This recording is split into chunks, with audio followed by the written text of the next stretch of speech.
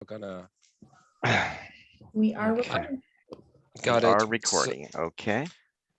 So we have our regular board meeting. I'm calling it to order at according to my laptop clock here, it is 6:02.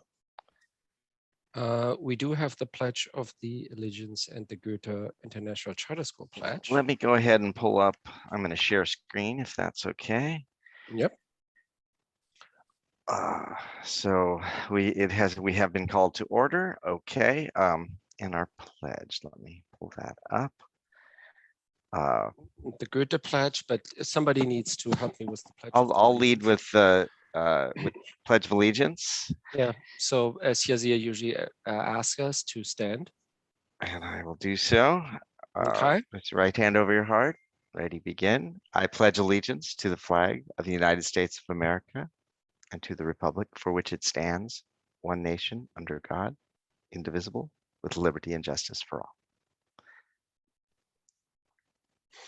Is Casey going to lead us through the Goethe Pledge? She will indeed. And we're going to do the German. We're going to do the German thereafter. Yeah. As I'm asking Biggie to do. As a citizen of the world, I will follow Goethe's circle of learning. Curiosity opens my mind, ideas lead to knowledge, responsible choices show respect, cooperation strengthens others, learners are courageous, empathy creates community. Als ein Bürger dieser Welt folge ich dem Kreis des Lernens, neugierig, ideenreich, respektvoll, kooperativ, mutig, empathisch. Do we have a Spanish speaker among us who is willing to do the pledge of the Goethe Pledge in Spanish? We don't, so let's. I can give it a try. Okay, but please don't butcher it. I will do my best. Como cuidado del mundo seguiré el círculo del aprendizaje, creatividad, ideas, respeto, colaboración, valor, empatía. Thank you very much, Dr. Jones. That concludes item B, Pledge of the Allegiance and Goethe International Charter School. We're coming to item C, roll call. Julian, not yet there. Treasurer Frank here. Samantha. Present. Pete Goldschmidt. Here. And Katrin Kehler is not there yet. Item 2, approval of the agenda as presented. We need a motion and a second before we do the roll call. I'll move. I'll second. Okay. All in favors, roll call. Frank, aye. Samantha? Aye. Pete? Yes. Okay. Motion carries. We're moving on to item number 3, public comment on general items. In the board's jurisdictions, we reserve 30 minutes. Do we have and then there is a disclaimer what the public can and cannot do. Is the public present, and does the public wishes to make any comments regarding the agenda? Would you like me to read the note? Yes. Okay. Yep. The public comment on any item, the public may comment on any item that is on the agenda or any other item that is in the board's jurisdiction. Members of the public who wish to comment during the board meeting may use the raise hand tool on the Zoom platform. Individual comments will be limited to 3 minutes, and the total time for this purpose shall not exceed 30 minutes per meeting. If an interpreter is needed for comments, they will be translated to English, and the time limit shall be 6 minutes. Individuals may speak 1 time per subject. The Board of Trustees reserves the right to mute or remove a member of the public if comments or actions disrupt the board meeting. Board members are prohibited from responding to or commenting on matters raised by the public that are not on the agenda. Thank you. Do we have public comment at this stage? At this time, there is no public comment. Good, which then we'll reserve it for later times if the public wishes to comment on any other item. We're having now 2 items on item 4, consent items. They just need a motion, do not require a second. We have the approval of the regular board meeting minutes of August 9th, 2021. Do I have a motion? Who moves? I'll move. Oh, You move, okay. Do we have, then I'll do the roll call. We do Frank, I abstain because I wasn't present. August 9th, which was, I was in Hawaii and I forgot about it. Apologize. We have Sam. I approve. Were you present during that meeting? I was. Yeah, okay, you approve, right. Pete? yes. Yep, okay. Therefore, the motion carries. Item number B, approval of the board retreat meeting minutes, September 18th, 2021. I move, and I will do the roll call. Julian is not present. Frank is an aye. Sam? Aye. Pete? Yes. Okay, good. Can I Motion ask a carries. question, a procedural question? Absolutely. So I'm getting mixed reports on whether or not how many votes you need to pass something when you have quorum, but not the full board. I mean, not that this is a big deal. I mean, clearly whether the minutes pass is not, life altering here, but from somewhere I've heard that in order for something to pass, it still has to be the majority of the full board, even though only a subset of them are here. So I don't know if that's true or not, and if anyone could weigh in. That's not my understanding. I will happily double check that though. My understanding it is a majority of the board members present. And that's I'm basing that just on experience of many board meetings in many places. Does anyone else have a different take on that? Chris, But this I is will. Sam, that's been my understanding with other boards too. It's that from quorum, unless there's a vote that requires a majority of the board, which would be specified in the bylaws, it can be satisfied by majorities of directors in attendance. Right, and sometimes there are specific laws or like notifications or statements by the board that have to be made with either a unanimous or a supermajority, and that would probably fall into those categories too. But we'll check that out, Pete, and just to confirm. Yeah, I think, I mean, like I said, it's rather trivial here, but at some point in the future, it'd be nice if we clarified that on something that doesn't really engender any animosity. Because Yeah, I'm on there you go. I'm on a different charter school board, and they viewed it the other way, Okay, and there was animosity. So good to so, know. We'll get out ahead of that one. right. Yeah, it's a minor thing, but get out ahead, I think would be good. All right. Yeah, Sorry. and if I'm wrong, I'll let you know. It's the other thing is with actually doing minutes, even if you weren't there, you are allowed to approve them, but you have a choice of abstaining, as Frank did. Right. Yep. Okay. Which brings us back to the agenda. If I can, close out that question, that query. Okay. And brings us back to item number 5, items for information, discussion, and action. Item number A is just a report, doesn't require any action. So with that, Dr. Jones, the floor is Okay. yours for the next 30. All right, let me open this up, widen that up, and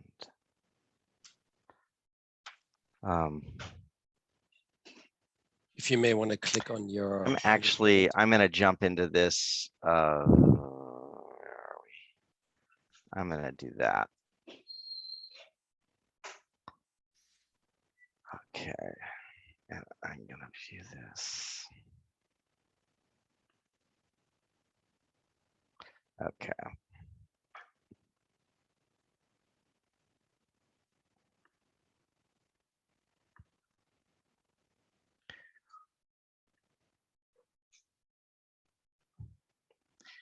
All right.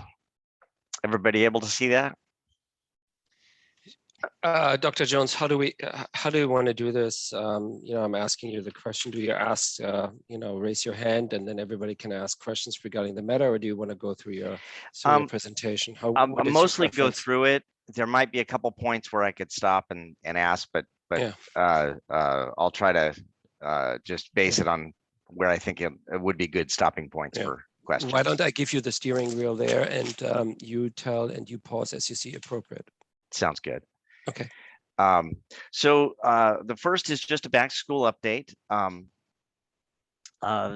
This is definitely been a year like no other. Last year was like no other as well, and this is completely different. Having everyone on campus, it is nothing like what we experienced in the spring with having hybrid numbers on campus.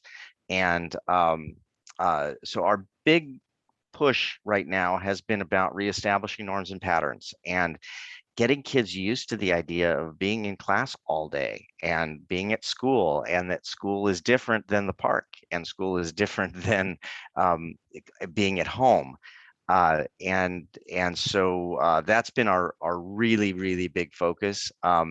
Whereas usually within 2 or 3 weeks, you just see the shift of kids like kind of clicking in and getting it. It's been slower than that this year, and I just think it's completely related to kids have had a tough year and a half of a very different experience, and so many of our kids really haven't been on campus before. I mean, really, our whole kindergarten through second grade, they were on campus for a portion of their kindergarten year for a second grade. First grade barely here, and kindergarten and TK not at all. So we've focused most definitely on getting systems for safe arrival and dismissal. So the last time the board met, other than our recent retreat on Saturday, the last time the board met was the week before school started. So I really want to share where we've been spending a lot of our time. And so the safe arrival and dismissal, it seems so simple and obvious, but there's been nothing simple or obvious about arrival and dismissal. We are putting really about double the number of people to make it happen every day. We saw on day one how long the lines could be for entryway into the school, and how bad traffic can be. And yeah, that happens every year. That the first day or so is a little chaotic, but this one was with lines literally wrapped around the block. From that day forward, we have not had anything like that. And we've really got it into a pattern. It takes an enormous amount of structure each morning to make sure that everyone is doing their health safety sign-offs, and that they're checked in, and as they're checked in for both temperature, but especially for that they have been that students we have a record of their testing. And so that's been really at the arrival time, something completely new and different every morning. At dismissal, it's actually, dismissal is the tougher of the two typically, but for us that's been sort of easier because in comparison to the morning, because it's just a matter of connecting kids as usual with families. And so we've had the dividing up of times, and now that families have developed those patterns for when to pick up, that's gone really smoothly. The biggest shift is that a week before school started, we were informed that we were going from having one baseline test and testing about 20% of our kids every week to testing 100% of our kids and staff every week. And so that's what we've been doing. It was not without hiccups in that first week, and it is still an enormous task to make that happen every week. I want to give a shout out to Biggie in particular, who has really done an amazing job of keeping track of all that is happening with obviously very confidential information. She and I are the two who have that direct information, and we share it as needs, obviously with the administrative team, but it does not go further than that. And so that's really been a major focus, and the amount of time that has gone into it, I know, has taken Biggie away from the multiple other tasks that are asked of her. So I thank her for the work that she's done to get us this far in terms of testing on a weekly basis. Related to all this, support and intervention for learning loss. We talked about patterns and kind of the social norms of school, but there's also academic concerns. And so you'll be hearing a little bit more about that today when we do the iReady report, about kind of where things are going academically and what we want to do to support those students. We're also in the process of finalizing the independent study plan that, if you remember, in August, the board approved an independent study policy, and we've been making that policy reality. This has, I'm going to say, this is one of my least favorite laws I've ever come across that's come from Sacramento. And they had to clean up the first law, which was AB 130, and they did that with AB 167, and they kind of made it worse. There's actually more, they layered on more rules as they tried to fix some of the other pieces of it. And so that's been a difficulty. And so we are continuing to work through that.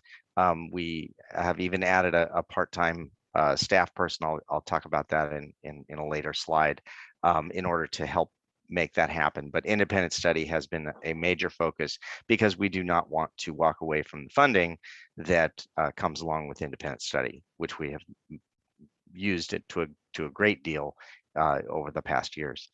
And I do just want to say in general, the admin team as a whole, our teachers as a whole, our instructional aides and our BIIs, it has been resilience through tough times to get school up and running. And I really want to make sure that's on the record.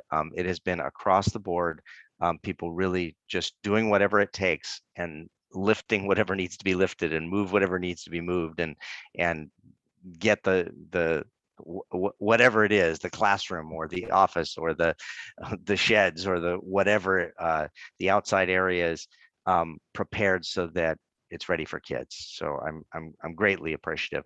I'll stop there. If there are any questions about back to school update. I'm gonna go through the list here and try to give it some organization. I don't have any questions. Sam? No questions. Just from the parent view, this has been going, I think, as smoothly as it can. We've noticed places where it's improved, and we just keep waiting for the communication that comes from the administration. And I think we've been pretty appreciative of the cadence of that. Thank you. Pete? No questions. Okay. Okay, now for the not so good news. We had budgeted our enrollment at 424, and our current enrollment is at 391. That is obviously concerning to us. I can let you know that we are not alone. This is happening in schools up and down the state, and in both district and charter schools, because of a number of families that have moved out of state. In our cases, also out of country. But for whatever reasons, and I'm going to share what some of those reasons are in a little bit, because that was asked at the last meeting by the board, was we knew we were having a drop and wanted to know why people were leaving. So I have some survey information to share with you on that. But we are definitely making recruitment and brand awareness a high priority. I'll talk about that in a little bit. And budget implications will be discussed about this when we talk with the Finance Committee report. I apologize for the spelling error there. So this is where we stand, and a comparison to the budget, the budgeted numbers from 391 to 424. But basically, if I can share what is here, is that at TK through second grade, our numbers are about where we had expected them to be, up 1 or 2 or 3 or 4, or down. That's right in the zone where you would expect. Our 3rd through 5th grade is down 15, 17 kids, and our middle school is down 15 kids. So that those 2 grade areas are where we had lost students. And you can see our class sizes are from the range from 28.5, which is the largest that we have, to our smallest, which is our students who are at 17. I'm sorry, it says 16 under the average, but 17 is our smallest. And the range that's in between there. So where did they go? And this was a direct ask of the board to find out what people were thinking when they were leaving, and why were they leaving, if we can discern that. And so we have sent a exit survey to everyone who left since last June. And we received a total of 36 responses. Not everybody responded to every question, so you'll often see 35, but there were a total of 36 responses, which was a pretty good. It was, I think, it was that's about a 60% response rate. The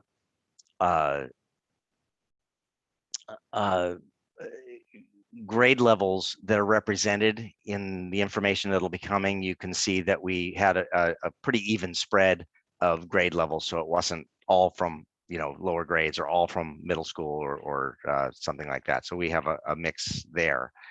One of the questions we asked was, how long have you been with us? So the most common answer was 1 to 3 years. You can see that it's kind of split between 4 to 6 years is the next big group, and the less than a year is only the smaller group here, and more than 6 years, that same size. So it just gives you an idea of who answered the survey. We asked where they were headed, and this was kind of an interesting one. So over 60% heading to a public school. 20% going to a different charter school, and another 20% going to a private school. So a mix there, but the largest number heading to a district public school. Reasons for leaving, and we listed several of those reasons, and then had another open option. So moving out of the area was the largest, with 1/3 of the folks gave that reason. So that was by far the largest. And then the smaller numbers, as you can see, it's an array of 10, around 10, between 5 and 10%, a mixture of all these things. But too long a commute, keeping child together with siblings. It was a better academic fit at a different school, or a better social emotional fit, or down here at the bottom, both academic fit and social fit were better.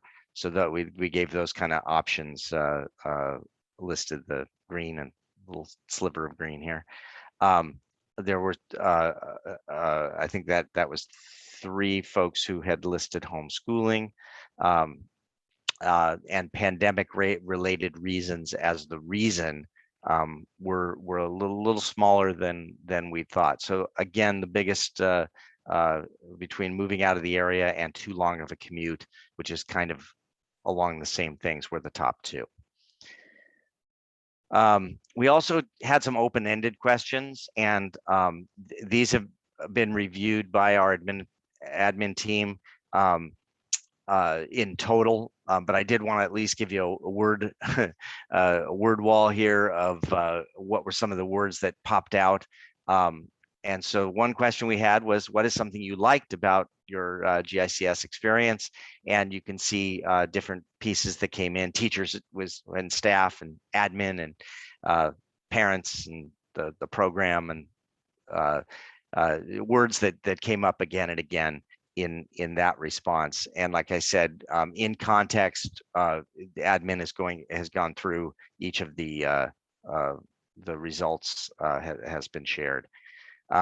We also asked, probably more importantly here, what can we improve about your experience? And so this had a mixture of different things, where there were programs that people would like. There was several comments that had to do with the improvement of the German programs, particularly with the amount of German speaking going on in the early grades at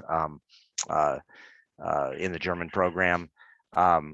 We had some comments about things like music, asking to reinstate that. That was one of the ones that that had come up.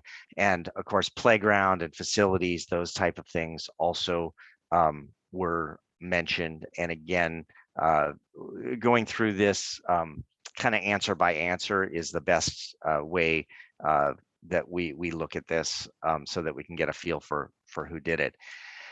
To close on the exit survey, this I think was a really important piece. We used the Net Promoter question, which we use at various times in the year, which is asking, are you likely to recommend GICS to a friend or colleague? And it's a 0 to 10 scale, so it has to be specifically set up this way, with a 0 and a 10 and everything in between, 10 being best, or very likely, and 0 being not at all likely. The results were pretty significant here, because these are all people who have left our school for various reasons. Yet our Net Promoter score is extraordinarily high, with 2/3 of the people, of those folks who gave us exit surveys, listed at 10, the highest, as their recommendation. And the next biggest numbers were 9 and 8. So 10s and 9s actually are considered promoters of your school. 8s and 7s are considered neutral, and 6 and below are considered detractors from your not promoters. And so of the 6 and below, we had a couple with 6 and a couple with 4. I think, and that was the lowest one that we had, was at 4. So really a pretty strong showing that people are not leaving because they're unhappy with the program. They're leaving for many reasons, but moving out of the area is the largest specific reason, with a few finding a better fit in other places. So that is the information that we received from those who met with us, and that might be a good spot to stop for questions. I'm going through the list here. I don't have any questions because I've seen the data in the finance committee meeting already. So I'm handing it over to Sam. Thanks, Chris. I don't recall seeing it. How many of the respondents moved out of state or out of district? So the ones who were leaving, so this was with 36, it would be about 12 of the Okay. 36 respondents Thanks. put that, and that was the largest. But also there were, sorry, bumped that away. The also too long of a commute probably falls in that same category, even though they may not have moved out of the area, that they were coming from a long way and the commute was at issue. Great, thank you. No other questions. Thanks. Pete, this is home turf for you. How many of the, so you have 36 responses, but what proportion of the people that left does that represent? Did you say that? I did it by memory. I think it was about 60 that we sent out. So I'm thinking it was over 50% response rate, but I could get that exact for you. 50 to 60% is fine. The only comment I would make on this net promoter thing is because obviously there's a bit of a selection issue, because the people who chose to respond to the survey, even if they represent 60%, you don't know at that 40% whether their score would have been 10s and 9s as well. And there's a good chance, unfortunately, that maybe it's not, because they didn't bother to respond. So they probably wouldn't be quite as net promoters. Otherwise, they'd be responding as well.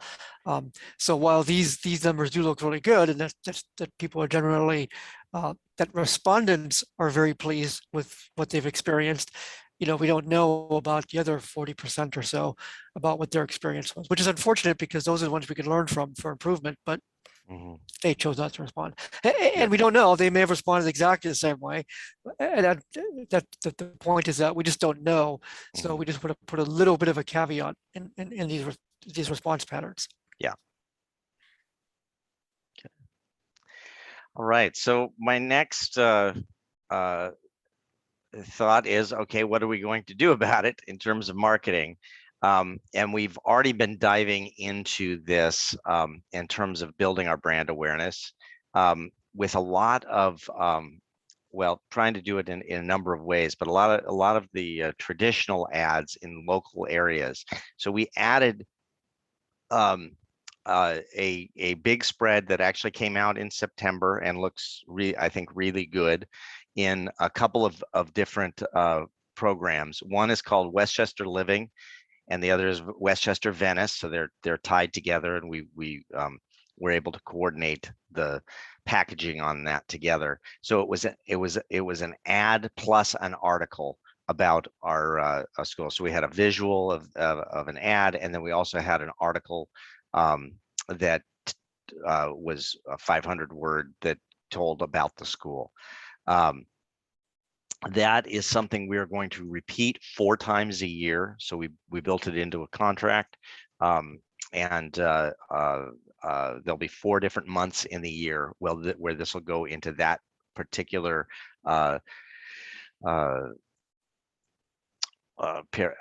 periodical but it's physical and gets delivered to homes for free. We also are just putting into the Westchester Hometown News, which is a different group, and they have a school spotlight in which we've been able to, we're putting in for that. I think that comes out in October, and that one is actually free. So we took advantage of that.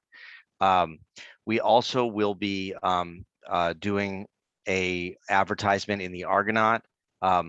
We do a couple times a year typically, but we always want to hit the Best of the West Side edition. In the past couple of years, we have been the #1 school in the Argonauts Best of the West Side. We did our push with our families and hope to hear good news. We think we will in the coming weeks, and so we want to prep for that as well. We have included online Facebook ads and Google ads. Facebook we were doing at the end of last year. We have added Google through actually the group that gave us Westchester Living and Venice Living. They have an online component, and so that is new for us, and we'll be able to see whether that's having any impact on our hits on our homepage, as well as, of course, what we want to get to, which is larger numbers of intent to enroll forms and larger numbers of enrollment. And then we're also focusing on in-person outreach. There is the preschool we'll be going to on October 19th. There are some other fall events that are coming up that we are trying to get into. A lot of these were canceled last year, but it looks like they'll be having some sort of event. We do a middle school event over at the what is it, the Palms Library, and so we'll be participating in that. So we have several things that are upcoming. This is not the time to be to go lightly with regard to brand awareness and marketing. I think we really need to push, and we're doing that currently. With that, I want to just do a round of questioning myself. I want to get a round of questioning in, and I'm going to start with Sam. Sam, do you have any comments, any observations? So, Chris, do you think that that there's a likely COVID effect that's the cause of the higher levels of student loss, and then might also be of assistance to move forward? That as things get better, we could actually see families that are coming back. Yes. I think absolutely. I think that's really, you know, I don't want to be too Pollyannish about it, like, oh yeah, everybody will come back, because there's families who will have gotten into another thing and they'll move on. But I think there are definitely families that are out there that really want to come back, and many that have actually moved but plan to come back at some point into the area, and have said, we'll you know, as soon as we're back, we'll be here, but we're not there right now. So it's case by case, but definitely I think that is a real possibility of things we'll be looking into. Pete or Sam, do you have any further questions? No, thank you. Pete? Two questions. One, on all of these, even the print, but also especially on the online stuff, are they also linking to that video that was made a year or two ago? I mean, I'm sure it is, but I'm just double checking. The video we have available on our website.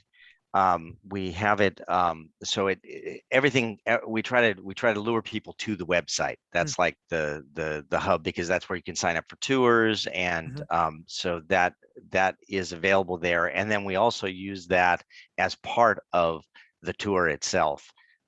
We kind of begin with that as so it's still definitely in use, and it's still very fitting and timely. It's not out of step with where we're at.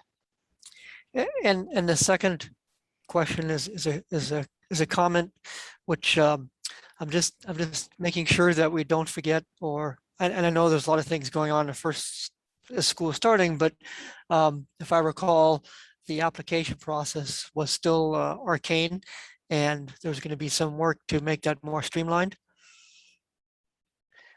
I'm sorry, what it cut out on me. Oh, it was probably me. The application process, has that been updated yet? It has not been updated yet. It is definitely in our thinking and planning. Okay, that's it for me. I got two comments. One is, in the projects is a woman, or was a woman, in the Mar Vista projects, who's running a community organization there. I think we, I highly recommend to do a reach out into the minority group over there, as a physical, to leave some flyers there, in Spanish predominant, probably it's the best way of doing it. And the second comment is, you're doing all these activities, right? And I think you need to have some goals where the activity was last year, and is the activity going to come up? Is the interest going to come up? And do you need to do anything more in order, like maybe do you have to have, measurable goals? We need to have applications in XYZ by by day one. So just think through the process, whether you can just maybe like, oh, we did all this stuff, but we didn't really get any activity.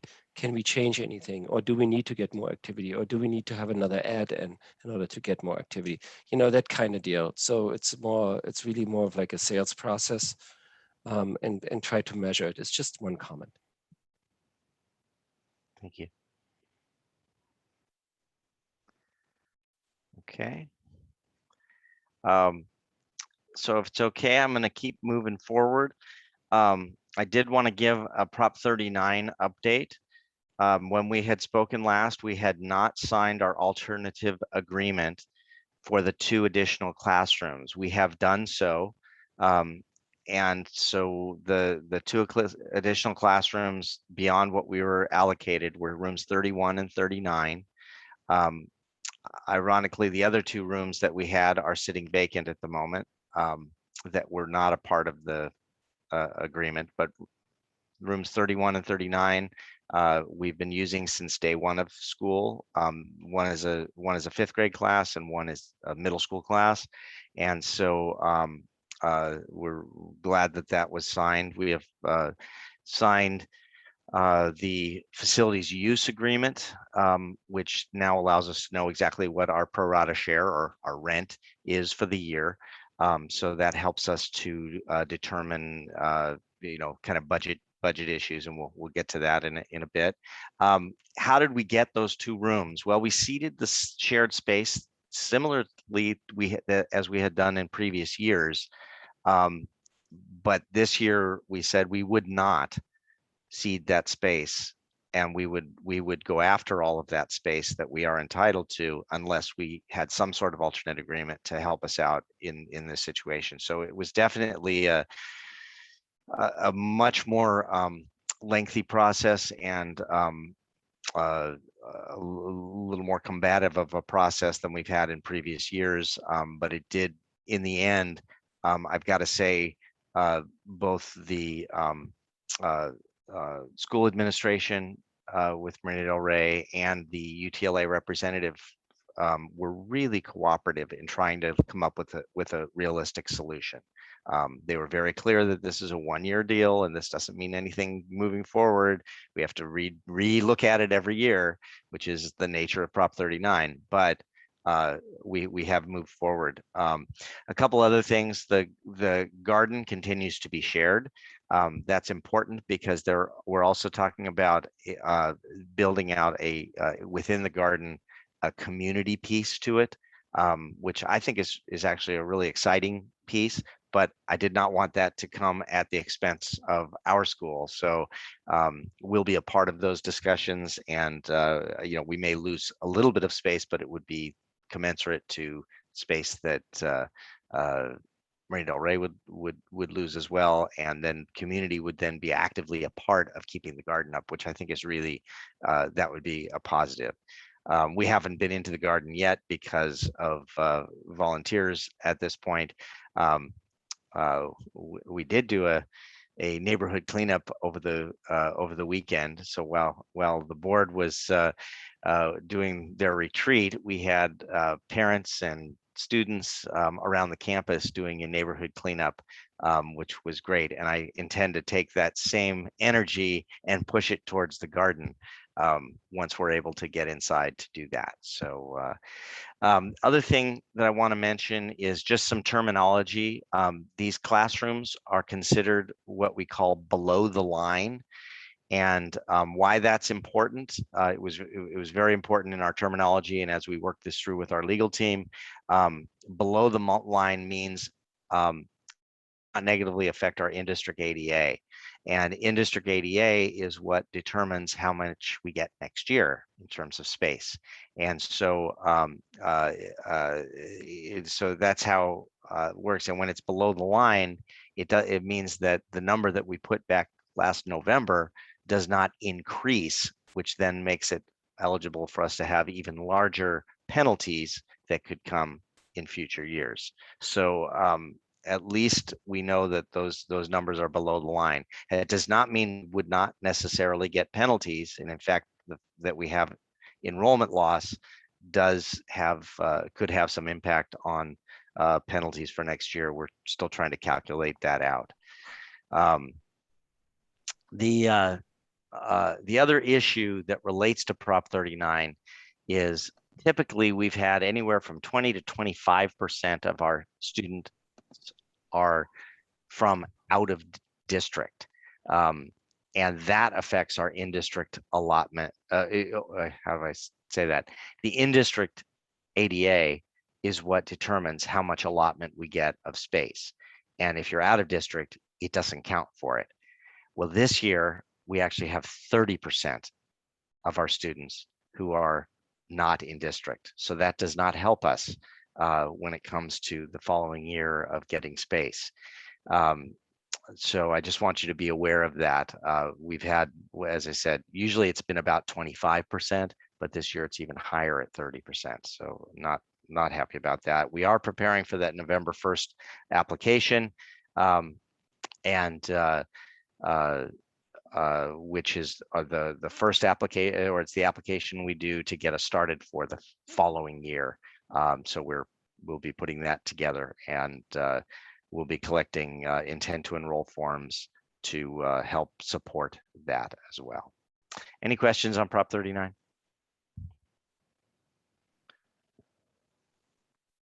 I'm gonna ask the question base now, and I'm gonna hand it over after this executive report to Julian or Yazir, who just joined us. Let's start with Sam. Thank you. So as you're preparing for the November 1st application, you've mentioned that you're going out for the intent to re-enroll forms. Of course, there's also the current loss of student enrollment. So will we be applying in November based on a lower number, do you foresee, than what we applied for last year? It is possible. I think the intent to enroll forms can help offset that. And the place where we think we can offset that the most is at kindergarten.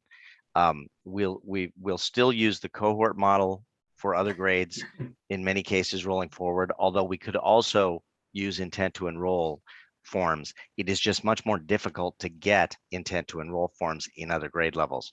So we'll go after them for all the kids we have currently. Those frankly aren't the ones we need.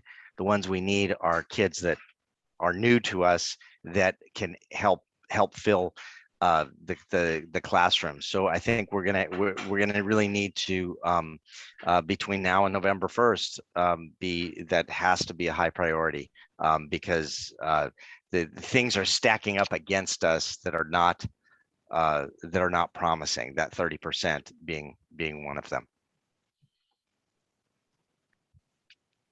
Sam, any further questions? No, not right now, thanks. No. Pete? Nothing for me. Yazir? No, none for me. Thank you. Yeah, and I don't have a question myself, so please continue. Okay, and just one last thing that I wanted to add in is that since the time of the budget, we have done a couple of shifts in personnel that were a necessity based on as things developed out and what we needed to do to run the school. So did make a choice of adding a second grade position. That one's a part-time position, but we did it specifically because of the large class sizes in second grade, which at the opening of school were above 30. We're not at that point now, and things shook out. I think we have 28 and 29 in those classes currently.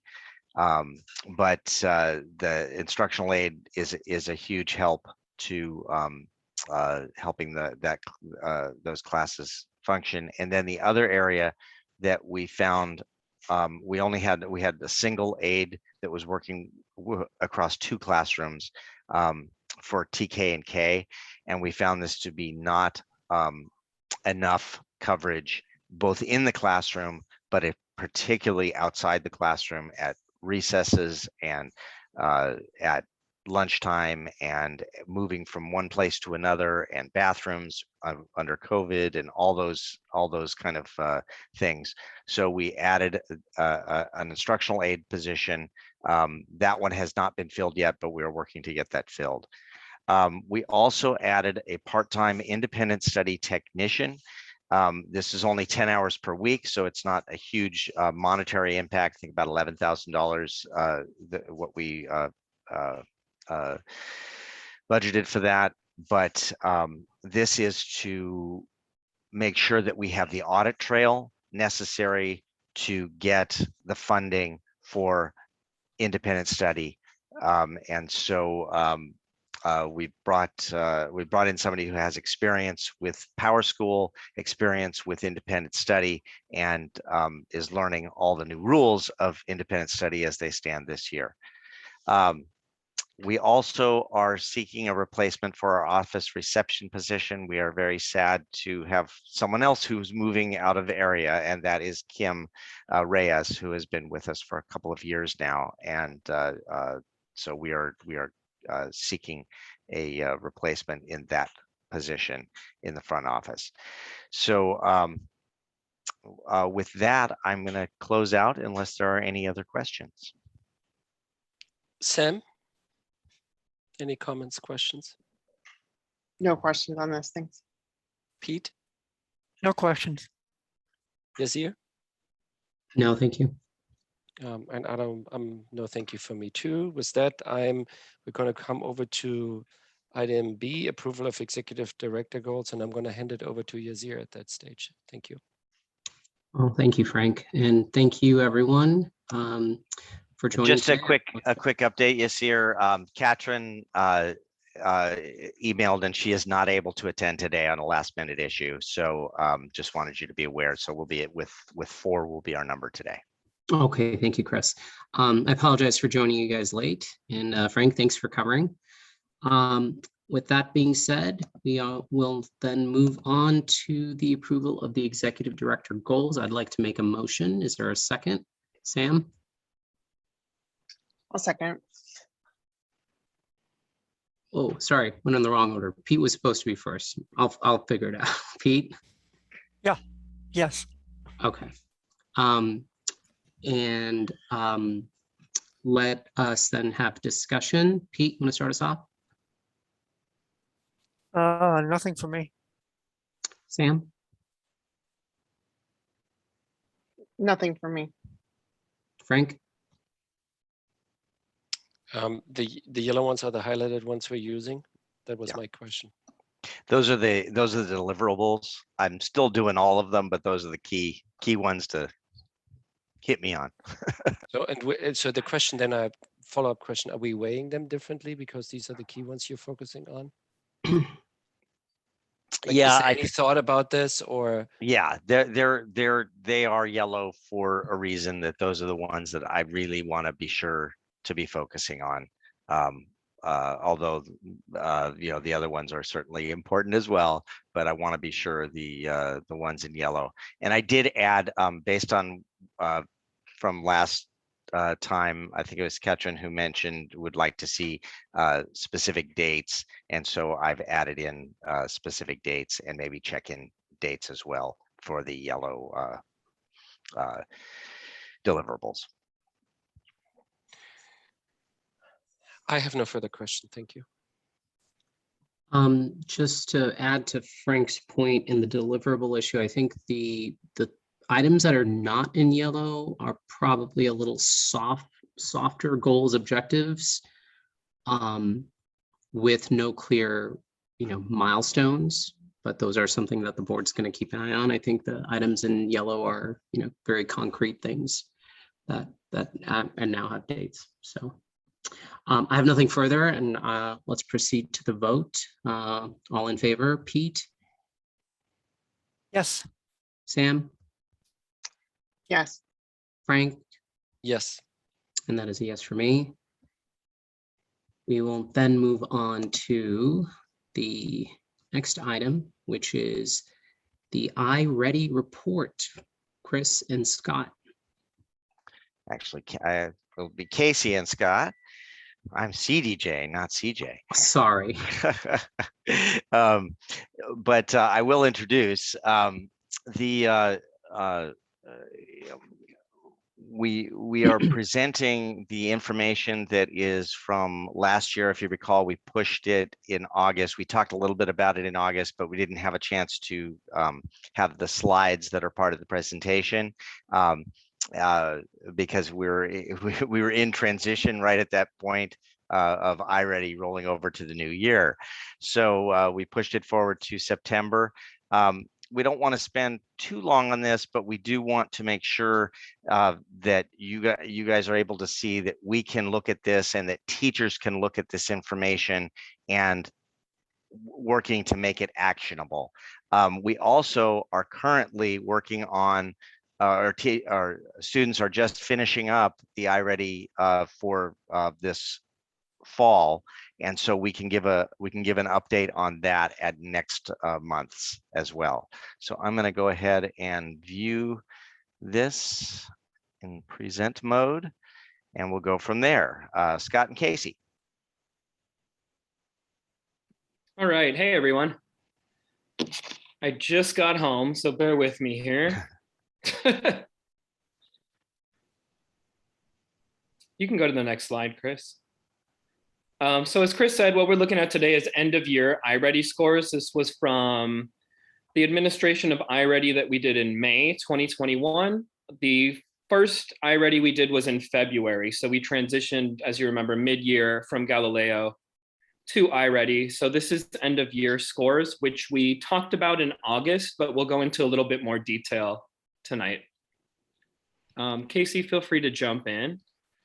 So our math scores, remember, we're really looking at students who are in tier 1, tier 2, and tier 3. Students who are in tier 1 are testing at or above grade level, according to the iReady assessments. Students in tier 2 are testing about a year behind. And then what we're really focusing our attention on as far as teacher response and admin response is our students in tier 3, those students who are testing at 2 or more grade levels below. So you can see in May, we had 392 of our 421 enrolled students complete the test. Some of them completed it on campus during hybrid. Some of them completed it at home. And our students did pretty well. We had about 68% who scored proficient or above. And then in our tier 3, we had around 6%. And our target number is somewhere around 8% or lower for our at-risk kids in tier 3. So this is all students together, K-8. This is K-7 since last year. All right. We didn't have 8th grade yet. Got it. And so you can see it's also broken down here by grade level. Obviously, the number of students assessed will affect the percentages a little bit. One reminder that I'll reiterate is that students in grade kindergarten, this was the first time they took the iReady. They didn't take it in February. And also they cannot be in tier 3 because there are no standards below kindergarten on which to measure them. So they obviously cannot be 2 or more grade levels below. Also broken it down into student group data. So you can see how our students performed in math by gender, English learners. And then at the bottom here, we have our special education students, which we know is an area of focus for support over the next couple of years. And then we have our ethnicity and race data, so our students who are Hispanic or Latino. And then we have it broken down by our other races. Again, the number of students tested or assessed total could greatly affect the percentages you're seeing here, so just keep that in mind. And then for our socioeconomically disadvantaged students as well. Which is pretty significant.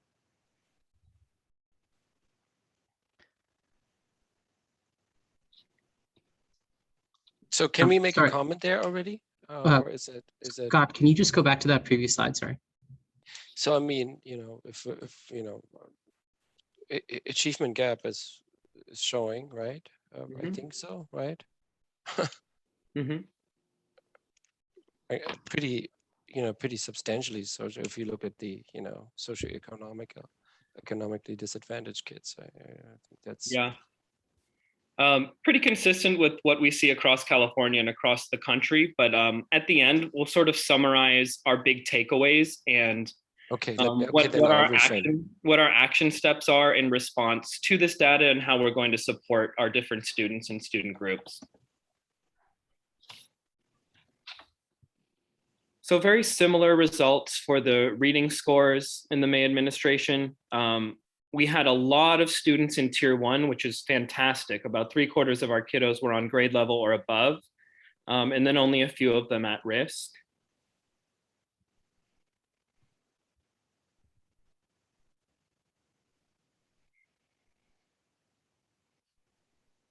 Again, broken down by grade level, we see some consistency. Again, in kindergarten, they can't be in the red tier.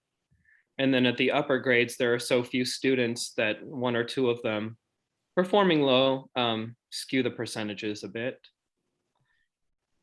One thing I might add is that in the first year of giving this without multiple year data, it's hard to look at grade level and to know, is that a grade level issue or is that a cohort issue? And Right. so, but that as we do this more year after year and have multiple year data, especially going all the way back to kindergarten, which is different than CASP data where it only starts with 3rd grade, we're going to have a better sense of that over time.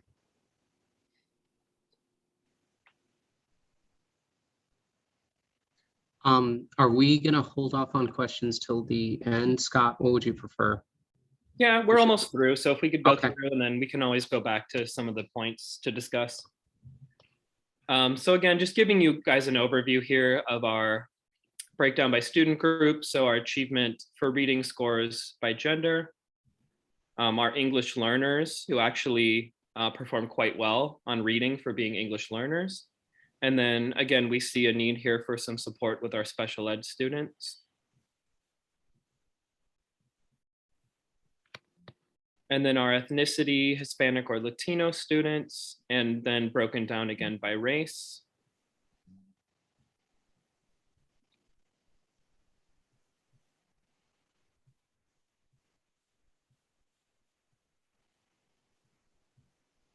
And then our last student group is our economically disadvantaged students, where we're again seeing a need for some support. A little better than the math, but Yeah. So when we look back to the February administration, we can see that our kids did make some gains. So you can see in February, we had 8% of our students who were in tier 3 at risk, which dropped to 7. 23% were a year or so below, and it dropped to 19. And then we went from 69 to 74% proficient or exceeds. So our students did make gains from February to May. And we see the same with math. So there was a decrease in our kids who were in tiers 2 and 3 and an increase of students who were performing at or above grade level.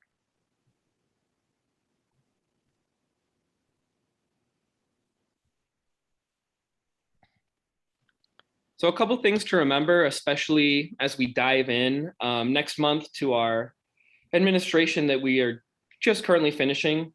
Students are assessed based on the current grade level Common Core state standards, which means at the beginning of the year, they're being tested on material, content area knowledge and skills to which they have not yet been exposed or been taught. So the scores are naturally going to be a little lower, and then we are expecting that growth and that achievement throughout the school year as they're learning the skills. Students are currently just wrapping up our first administration. And then, as I told you, students in kindergarten weren't tested in February, only May, and they can't be in tier 3 because there are no standards below kindergarten. For this year, though, just to add, kindergarten is being assessed at all 3 administrations. We had not done them in February because of the distance learning online format and helping students be able to handle that new technology resource along with a brand new assessment. That's why we paused in February, but started them in May. But this year they're being assessed at this point of the year also.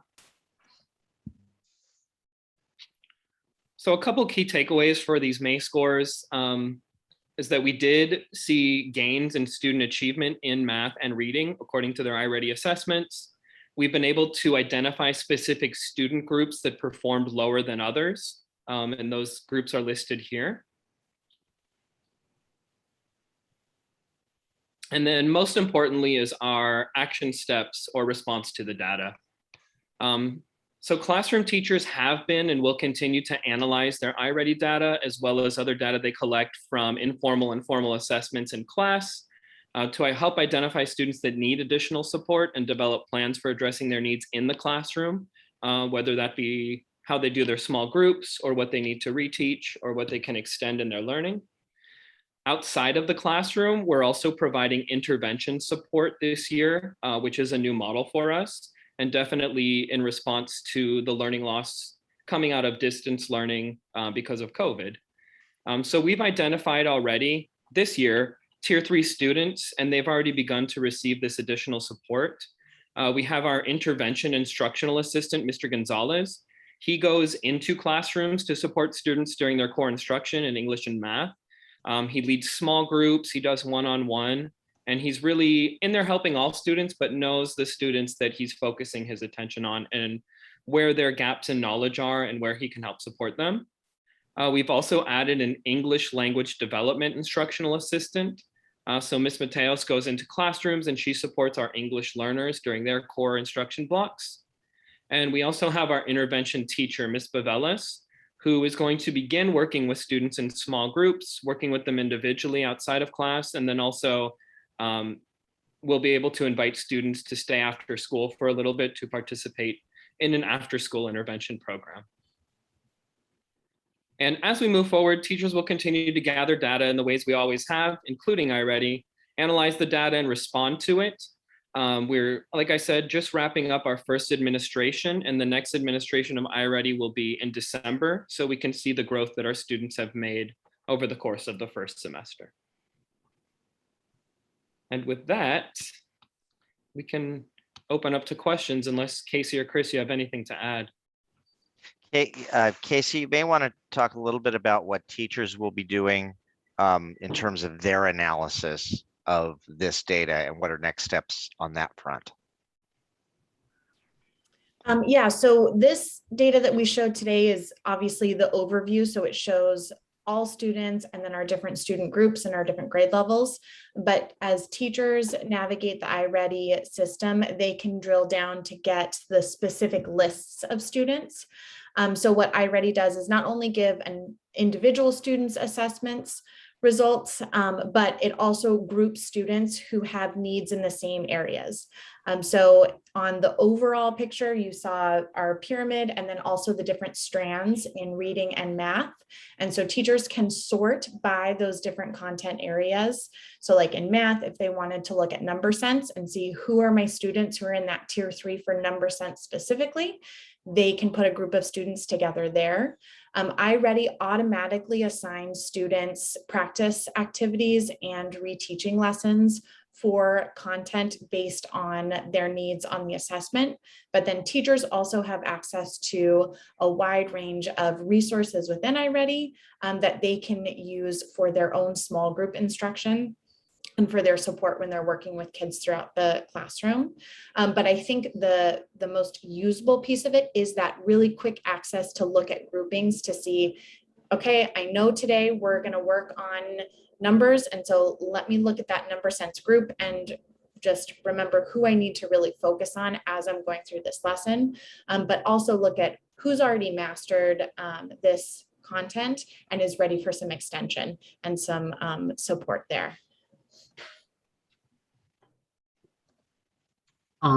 Okay, thank you, Casey and Scott. If you can just, Scott, go back to that slide about 4th grade.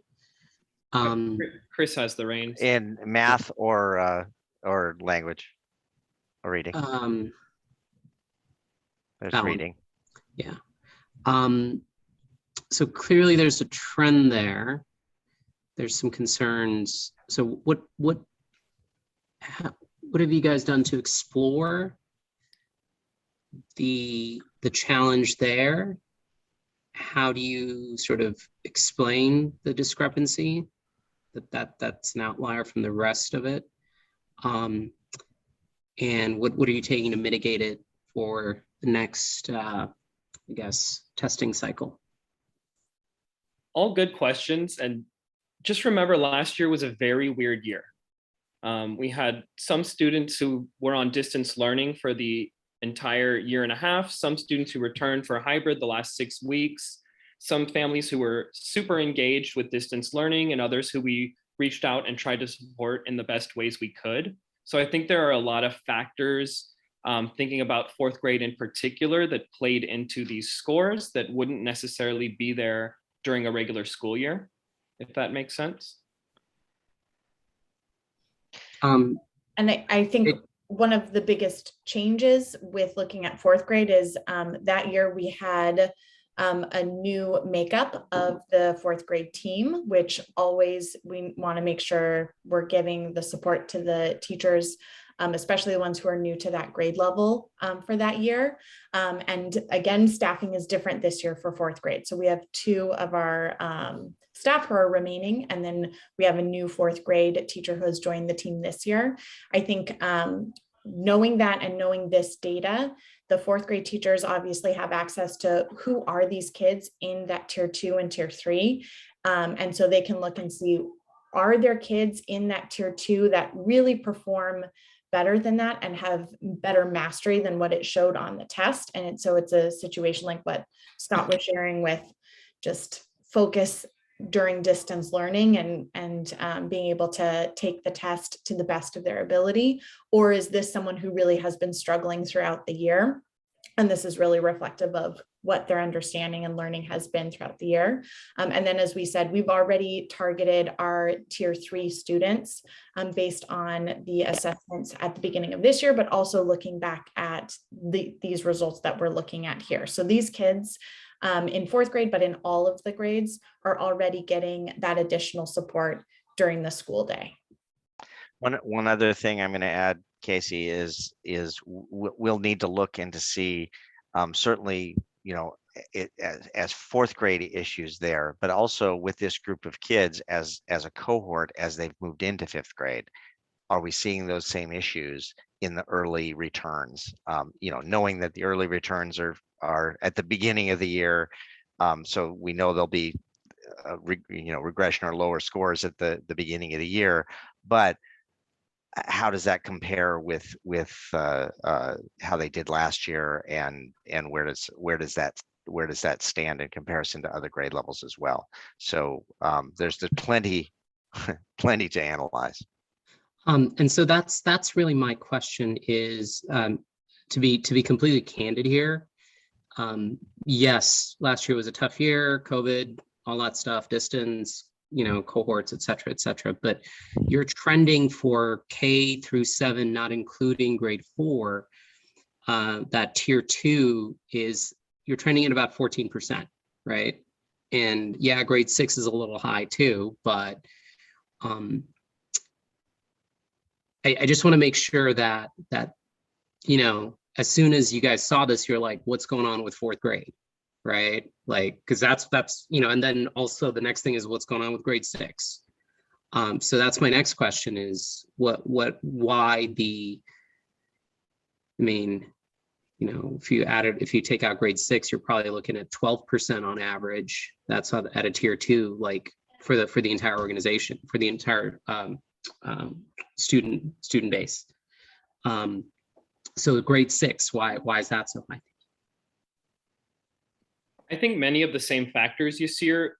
The transition to middle school is quite a stark one, and our students transition from 5th grade into 6th grade during distance learning, and it required a lot of self-motivation, organization, communication with parents to get them on Zoom and participating. I think we had a huge learning loss in sixth grade because students weren't with their teachers, helping them to make that transition into middle school. Got it. Thank you. Yeah.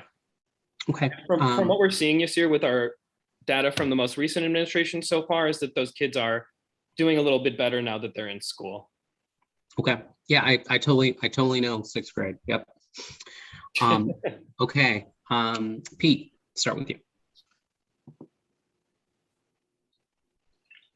Sorry about that. I couldn't move my mouse. It's funny. I don't know sixth grade anymore. It's been so long. So I think this is certainly a good start in looking at some of the data. I think the other thing, of course, to do is, well, let me start with one thing, which I know is always an issue every year, and I know that the comment, I mean, it is the reality, but I think we want to be mindful of using new teachers or new teams as an excuse, because unfortunately, and I'm not saying it was used as an excuse. I mean, it is part of what happens in schools. There's turnovers for teachers. I mean, that's clear, but we just got to figure out a way, and by we I mean all of you, a way to mitigate the impact of having new teacher teams, because obviously this school is small enough that has a tremendous impact on the students, and we need to try to figure out a way of making that as minimal as possible when staff changes. Back to the fourth grade issue. Yeah, those are all good things to look at. I think the other thing, of course, is to look at what happened in third grade. I don't know what, and I know that was a disrupted year as well, but part of understanding what's happening in fourth grade is understanding what happened in third grade. The other thing is that what I think would be, and I know this is probably iReady standard output, which is pretty good, but what would be really useful is, and we sort of talked about this in a separate meeting, is if this were coupled with a sort of an indicator of some sort that tells you what sort of distribution of students you have in a particular grade, because we don't know, maybe we don't know, but maybe for disabilities then do the other grades, and that would certainly explain. I know I'm cutting out, I'm sure.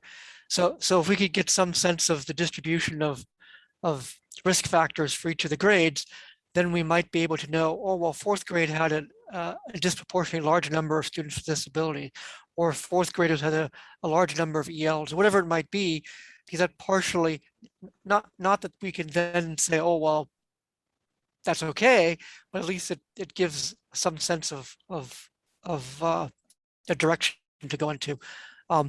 So I think that's one issue. I think the other issue that I'd like to see more reporting of, not just the static scores, so the May scores. I'd like to see, and I don't know if iReady can do this, but this would be useful. If not, figure out some other way, is to look at the performance of students in both administrations, and later on all three administrations, so that yes, the pyramid shows some type of progress, but it kind of is very aggregate, and I'd like to see something that's more directly relatable to February versus May versus whatever the next administration is. It's going to be just, I guess, October or September versus February versus May this school year, so that we get a little finer grained look at what the progress looks like, and importantly, that you isolate students that were there for all three administrations, because we don't want to compare students in February and then you have students that leave, and then you have an aggregate score for May, and we don't know how those actual students did in February. So it's a little bit of confounding there. We want to focus on who received a full treatment of Goethe instruction, and not mismatched groups. You're talking about match scores. Yeah. I think that's all I wrote down. All right, but it's a good start. Thank you. Thank you, Pete. Sam? Thanks. Art, is there any level of benchmark data to understand where the Goethe student population fits with other comparable schools or district or anything available through iReady? So this is a question that's been asked of us before, and I've reached out to the iReady team, and that is data that's not available to us or will not be shared with us.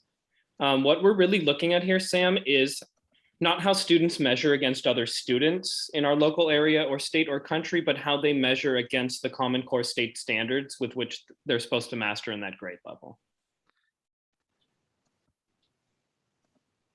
And going back to that chart we were looking at with the grade 4 and grade 6 and 7, I know we spoke a little bit about it, but also I noted the high number of tier 3 in grade 6 and 7 as well, right? So, are those, going back to the questions that Pete was asking, it sounds like it's the same issue, what was happening in grade 5 or grade 6 to lead into that too, but those seem like numbers of concern as well.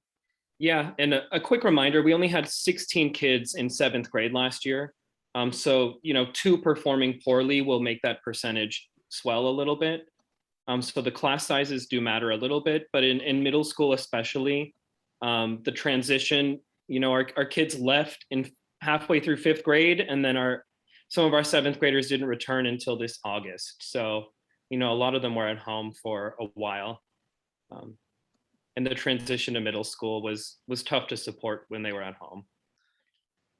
One other thing to keep in mind is just that that the red tier also is more than a grade level below, but you can hit that as you go further and further. That you can capture more kids in that red area, but to see it, I mean, if I'm just looking at this, to see 7% go to 20% from one grade level to the next, that certainly is something we have to look at. Yeah. Yeah, but these are only like, when you do the absolute numbers, these are only like 7% of 41. It's pretty much the same than 20% of 25. Right. So I mean, the question then becomes, oh, sorry, I wasn't given the word. So yeah. Oh, sorry. Thank you. Thanks, Frank. Go ahead.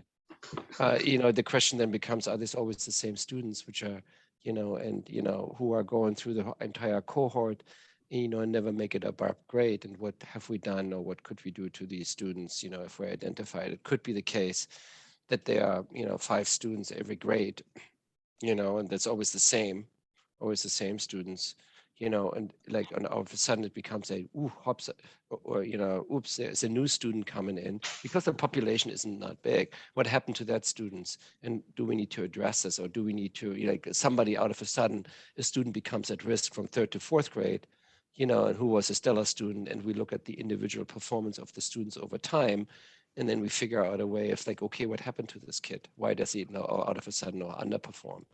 Right, and so what can we do in order to support him? Is there any social emotional issue maybe associated, and we can intervene there? But the absolute numbers here will probably tell a better story. But I had the same observation or question like Sam. Like, I'm always curious to see and validate how good the model is, right? The educational model, the holistic learning, the IB. Does it really generate the deeper learning, the deeper understanding we always wanted to gain as a board when applying this model?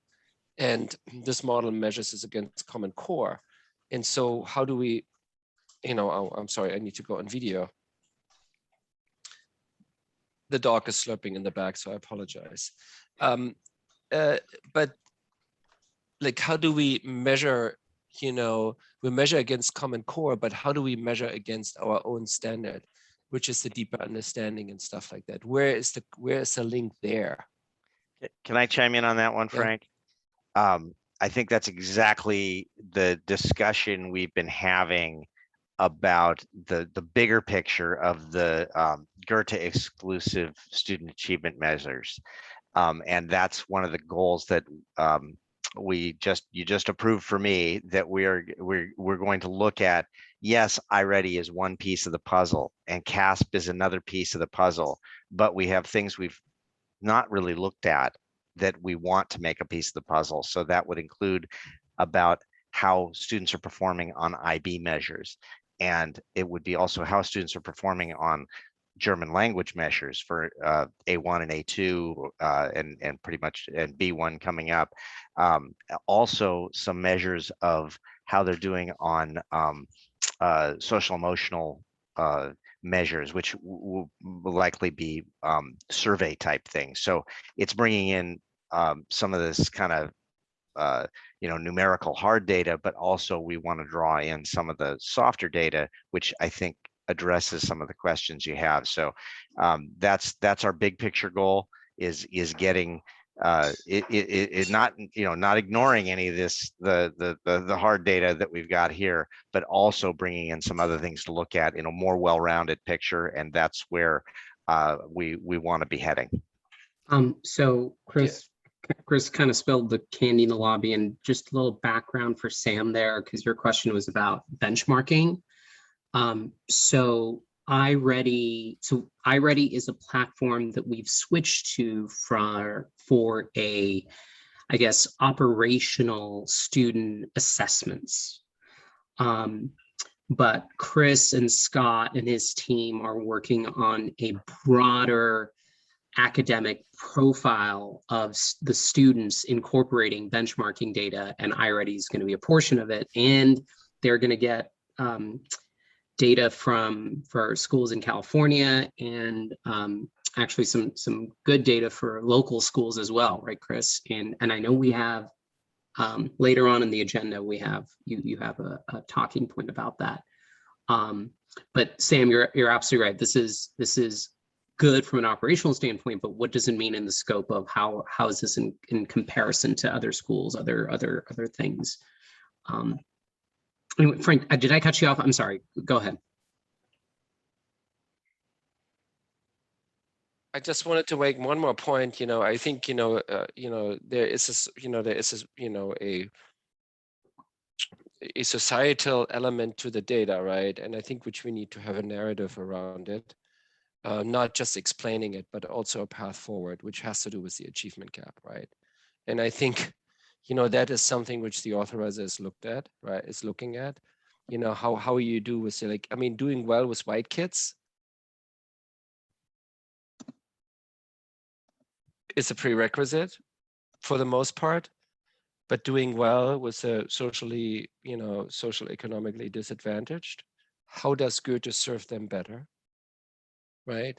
And the other piece of it, what are we doing with the special ed kids? I think where we are vulnerable politically. I know we're trying to do a good effort but what are our specific needs and target goals for those specific subgroups, so that we can not just go to ourselves, but also to the authorizer and says, okay, we recognize this and we know where we stand, but these are the measures we're going to take towards to bringing this up, because that's what you are concerned about. That's just the only comment I would like to make on this matter. Can we have a second round, or can I go for it, Pete? Yeah. Jump in one more time? Two things. One thing one is a response to something, and one is a comment I forgot that I missed in my notes here.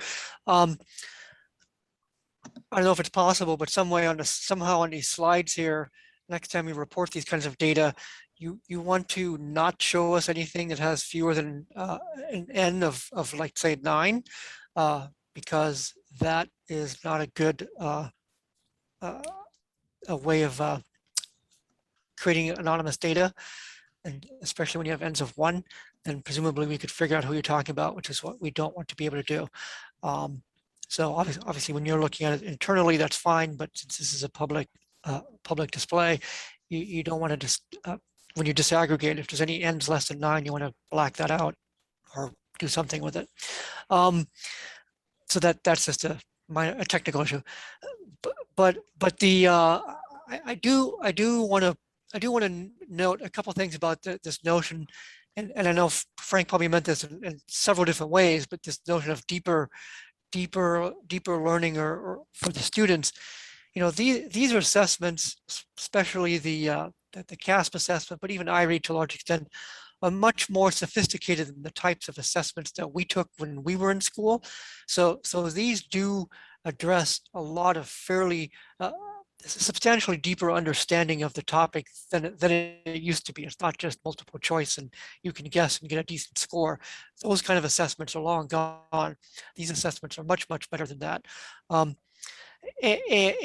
the second thing, though, is while I do agree that we should have Goethe specific indicators of how students are doing, we should also note that the evidence is fairly clear that that there is not a jump or disjoint effect of performance. That is, students that don't do well on these assessments don't suddenly do better on some sort of deeper, more rigorous, broader application of that knowledge. That simply doesn't happen. If you can't do the underlying tasks that are required to perform the broader, more complex tasks, you're not going to perform better. So we can't expect students. We can't, and in fact, it would be a bit of a red flag if iReady performance in 4th grade looked the way it does, and yet their IB performance showed 98% are in the green level. To me, that wouldn't say, oh, look, IB is really capturing the kinds of things they can do. To me, that would say, look, IB is not being scored well, because you're just not going to see those kinds of effects. So there's no silver lining in adding different indicators. It will just give us a different and broader picture of the things that students know and can do. But we shouldn't look to those to counterbalance the kinds of results that we see here. I mean, these results actually look very good. So it's, I'm not at all saying that they don't. I'm just saying that we need to be cautious of what our expectations are when we start laying out a broad set of indicators for Goethe. Sam?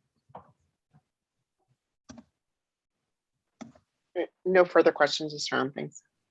Frank? No further questions. Thank you. All right, thank you, everyone. We will then move on to the next item on the agenda. The Finance Committee report. I'd like to make a motion to approve the financials for June. Is there a second? I second it.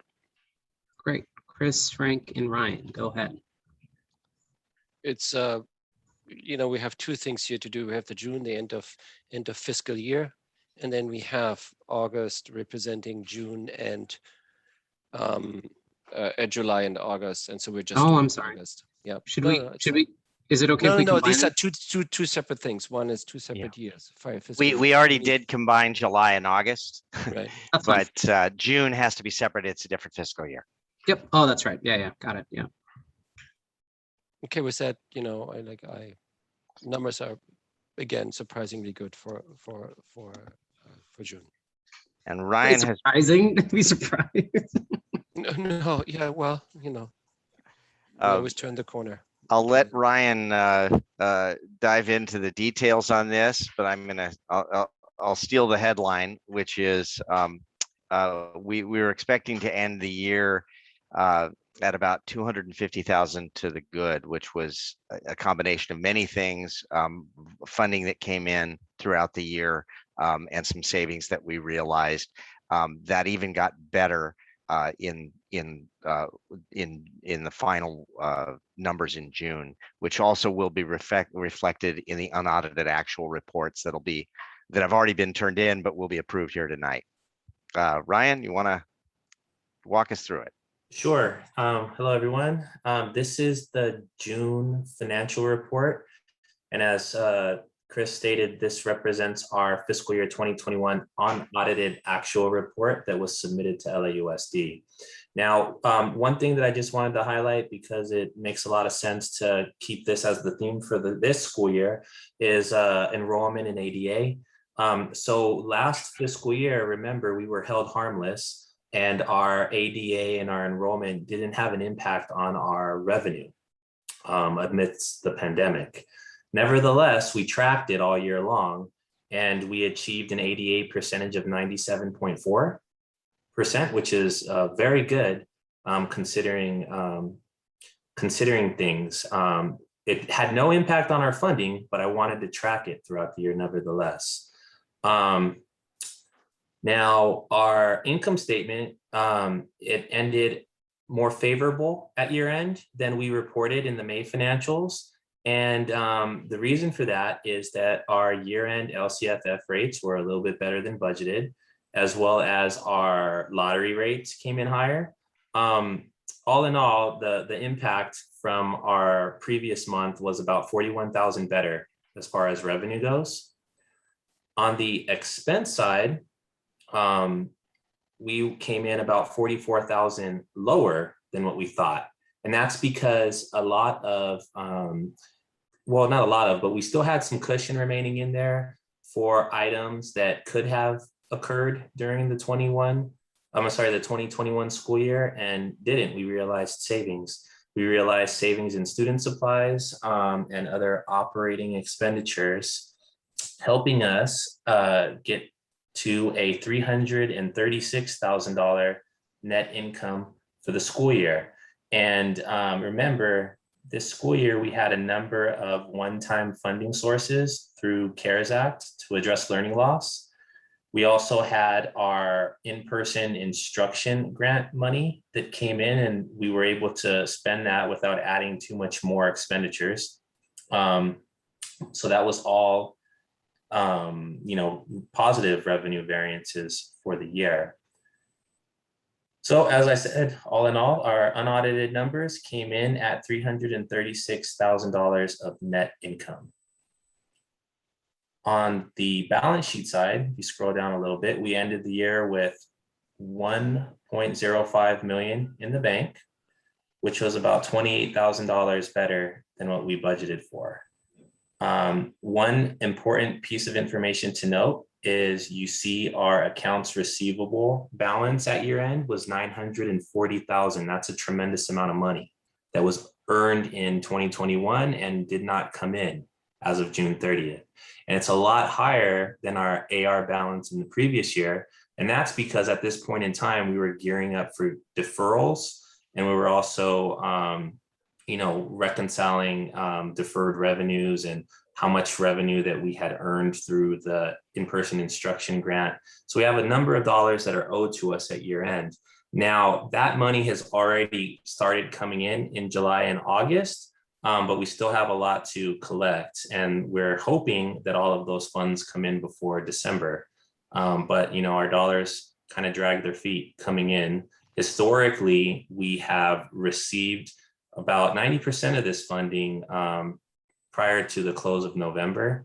So I'm hoping that, we get those funds earlier on, especially since the deferrals were not enacted on for 21-22.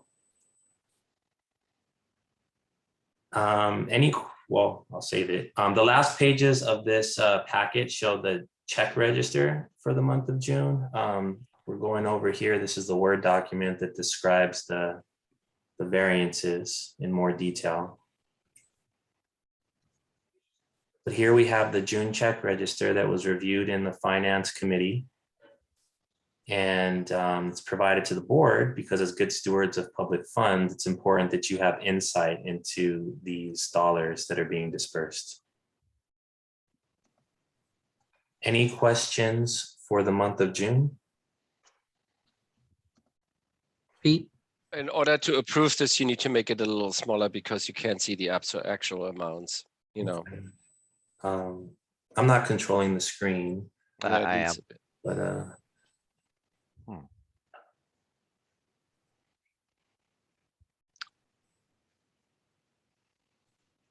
It's not squishing.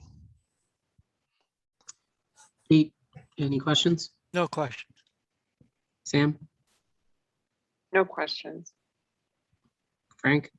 No comments. All right. And if everyone, I'm just going to give everyone a moment to review the check register. Just need Frank. Apologize, the numbers, we did review them at the Finance Committee. They're not showing here. Chris, try control minus. Okay. Let's see if that works. Shrink that the window to the right there so it can I think if Whoa, you hit that you just blew up arrow your in the computer. top right, No, you see that arrow under the update button in the top right corner? Yep. If you hit that, it'll close your sidebar. I think it'll free up some space for you. yeah, that's how it was set up. But Okay. Sorry, y'all. I'm not sure. I'm not sure why Oh, wait, it's. I have it there we Well, go. I think, Now it's oh, moving. there. Yay. Got it. So I mean, also, but the stuff was in the Dropbox. So if anybody has any question regarding this, and this is just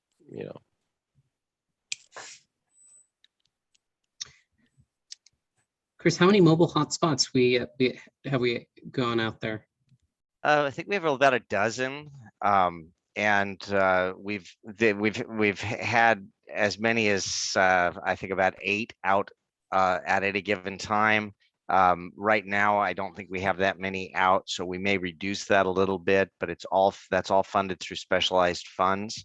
And so we did provide those. It provides a basic service, so it's not like the best Wi-Fi you'd ever have, but it allows students to connect when they otherwise wouldn't. Thank you. All right, I'm ready for the vote. All in favor to approve the June financials? Pete, Yes. Sam, Yes. Frank? yes. Yes for me as well. We are then going to move on to approval. I'd like to make a motion to approve the financials for July and August of 2021. Go ahead, guys. Is there a I have second? I second it. All right, go ahead. Okay, Ryan. Okay, so Chris, I'm sorry, I don't have the agenda in front of me. Is the unaudited actuals, is that a separate item? It is a separate item because we did not review that at the finance committee. Got it, okay. So I just did it as a separate item, but basically what you just went over will be important for that. Yes. Sure, okay. Moving right along then. Chris, I'll let you do most of the narrative, but I'll walk through the numbers in case anyone has questions. Be ready to respond. The key points as of August are that we are currently under enrolled by about 32 students.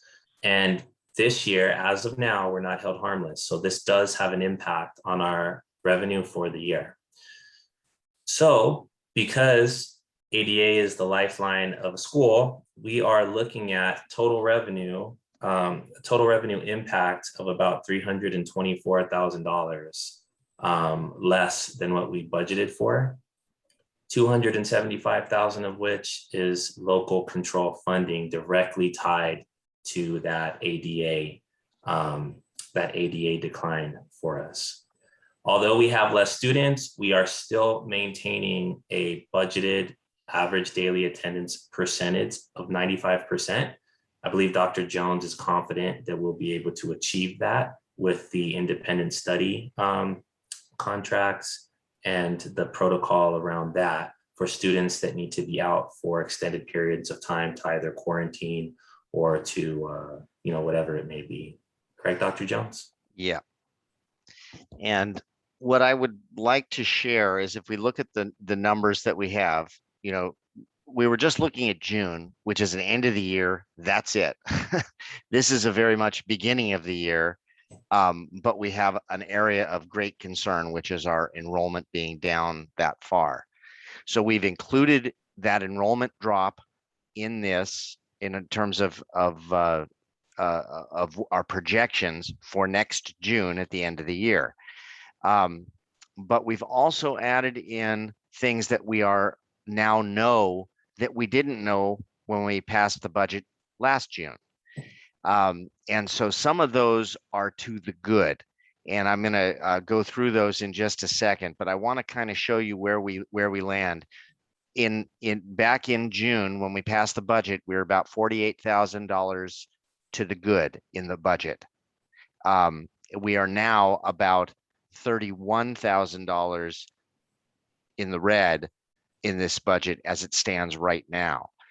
Now that is not as big of a swing as you saw over $300,000 in changed income, but there are some things that have occurred which help balance this out. So I'm going to scroll down to the discussion of revenue and expenses under our income statement. And I want to note that our total revenue, we brought down that 275,000 for local control funding formula is included in this statement. We also have 17,000, which is included of federal money that is decreasing.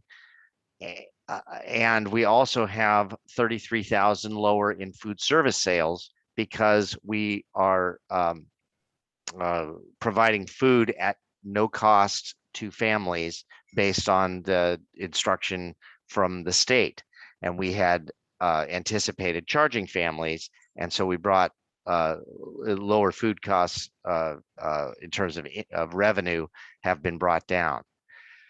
But on the expense side, there are quite a number of things that affect us to the positive, a few to the negative, but mostly to the positive. So I want to run through those and make sure we understand them. And then we can also think about what other steps we can do to help maybe balance out this year's budget as we move forward.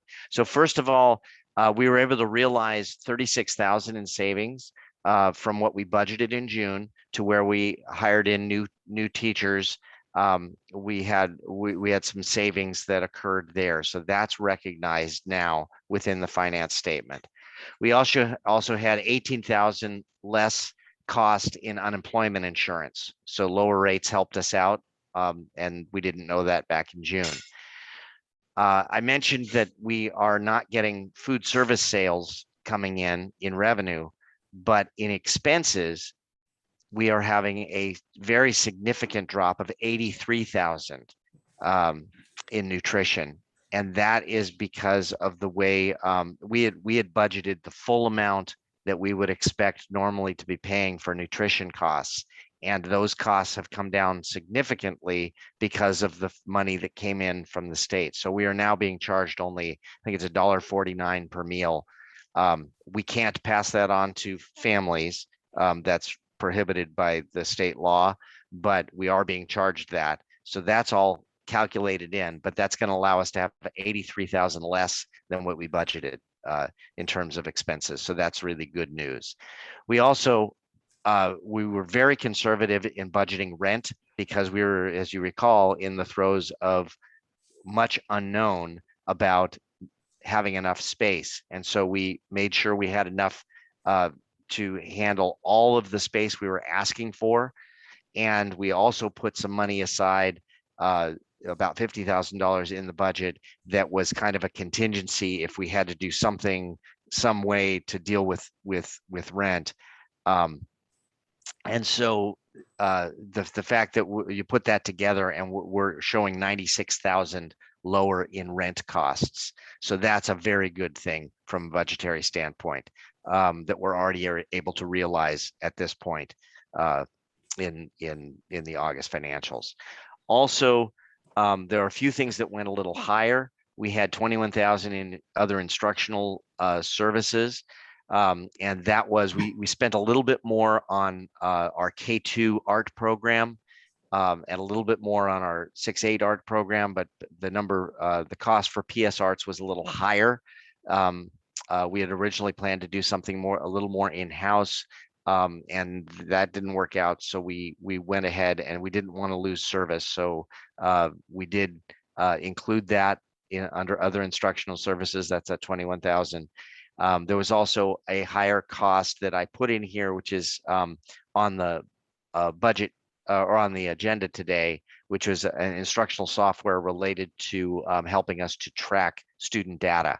And that's a one-time startup cost. In future years, that would be about $6,000 in ongoing cost. That is something we believe we can charge to federal programs, and I'm going to get to that a little bit of how we can charge a few things additionally and help balance this budget out. Also within this is 19,000 lower in special education fees. So the one good side of loss of enrollment is less special education costs come with that as well. So it's not a huge amount, but it is significant. So you put all that together and we're back at this point. That's how we're only at 31,000 to the bad at this point. This is early in the year. I don't believe it's time for us to make any knee-jerk reactions about this. It is just we've got some bad news about enrollment, but we got some good news about some other things, and we're trying to balance that out. I think the next step for us is taking a hard look at our federal programs, in particular the ESSER 2 and the ESSER 3 funding. We're going to be presenting to the board in October an ESSER 3 expenditure plan, and we may look to put a little bit more in this current year, which would affect down the road in 2024. There might be some effect. So we can talk about that more in October when we present that plan, but I do want you to be thinking that that's a little bit where we're headed. So that's the information of where we stand right now, which is, it's not a horrible place to be, but it's certainly not, we would have been hoping we would be to the good at this point, and we're not. We're 30,000 to the bad at this point in the year. And that's, again, a projection to where we'll be in June. So Ryan, did I cover that, or is there anything you want to add to what I went over? No, I think you covered it all. I would just say that, I think we had just finished month 1 of attendance information, and we're working on reconciling that. So at the next presentation, we'll have the actual ADA as of the close of month 1. As of now, we're still holding everything to the estimated numbers that you provided, Dr. Jones. Yeah, and just to give a comment about attendance and ADA, we probably are not going to have really accurate numbers yet for August. It probably will be more like November or December before we have a really kind of a handle on how well we're doing on capturing all of the independent study information. So we are going back to day 1 of school and trying to recapture any independent study of 3 days or more. All the time that we quarantined classrooms, we're capturing that. So our goal is to hit that 95% mark, and maybe even get a little above it. So that would be money to the good with regard to ADA. But next month's attendance will not give you a clear picture of that yet. So when it comes, I'll remind us of this conversation. It'll probably be more like December before we really have a good sense of where we're going to stand ADA wise at the end of the year. One thing that I would also just add, just to provide some more context, is that this isn't something that's unique to your school. This is a challenge that all schools across the state are facing right now. There's cases where schools are over-enrolled. However, their average daily attendance is less than 90%. So it's kind of all over the board right now. And this pandemic and these quarantines, they're impacting schools all over the place. And also just enrollment in general, Ryan, I know we'd had a conversation about this, and it was asked whether that is something occurring across at the Finance Committee. It came up of whether that's something that's occurring across all of California and all of charter schools with regard to lower enrollment. You want to touch on that? Yeah, it seems to be that that's the trend, is that for the most part, schools are coming in under enrolled to start the fiscal year. Because a lot of their families are either moving away for economic reasons or staying home and not wanting to come to in-person instruction yet. Okay. So let me go ahead and finish up with the check registers for August and for July. And then we can answer questions about where we stand. There we go.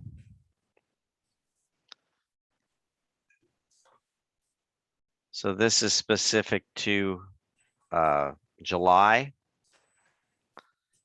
And this was, of course, in the Dropbox. And this was the check register specific to August. Again, in the Dropbox, and this is reviewed by the Finance Committee. But we want to be sure that the board has had a chance to take a look at it.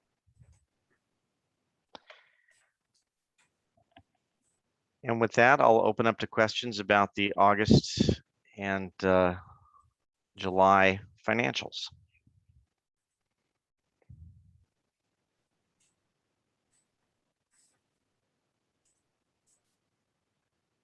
Pete, any questions? None for me. Sam? Based on the fact that there's attendance issues across the state as you're talking about, do you foresee any potential movement at the state level to account for that and change during the school year as they did last year?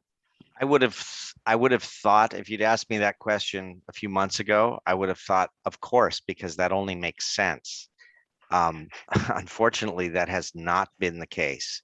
In fact, the issue, unfortunately, has become a charter versus district issue, because school districts are always given a full year of being held harmless. If their enrollment drops, it does not affect them in the current year. It only happens a year later, where if it happens basically 2 years in a row, they're dealing with it, but they're dealing with it a year behind. And that's just always the case with district schools. For whatever reason, charters are not given that hold harmless.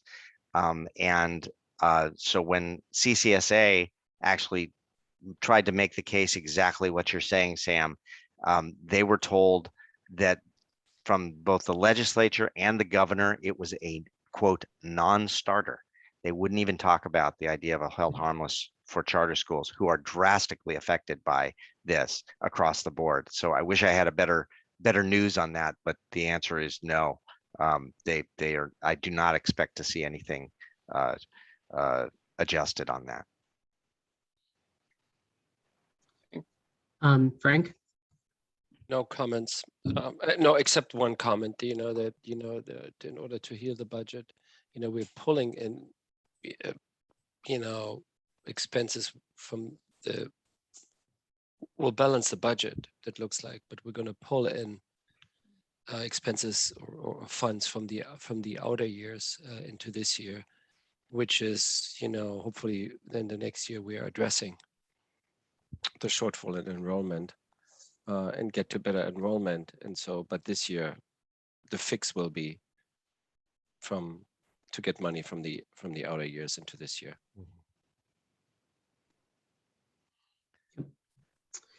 All right.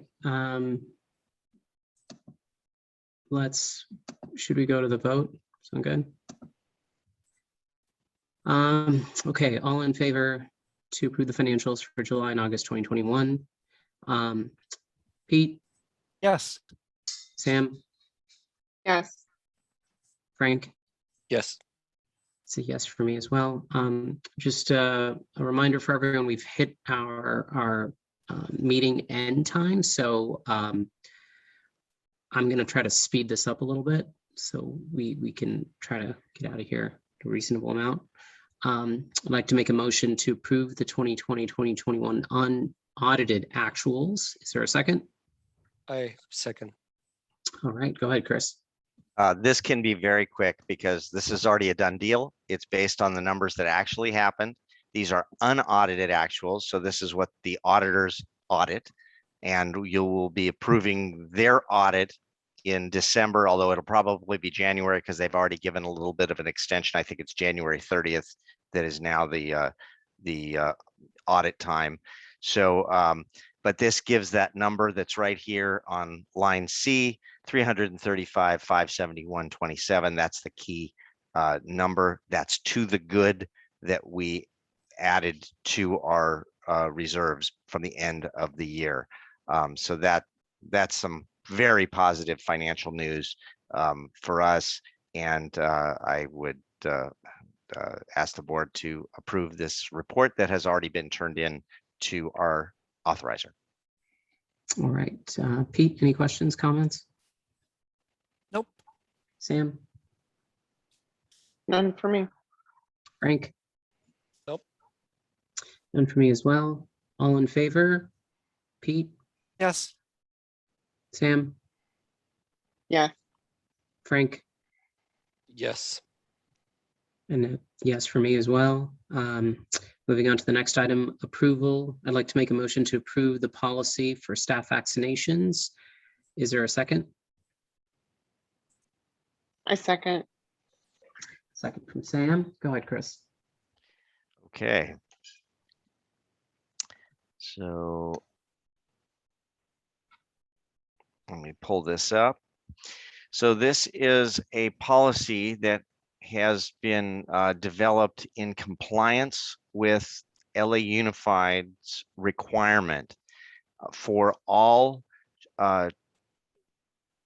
co-located and actually anyone doing business of any sort on an LA Unified campus, but it certainly affects co-located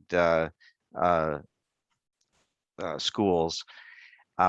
We need to collect information about vaccination, and a requirement that by October 15th, that all staff and people who are working on campus provide proof of vaccination.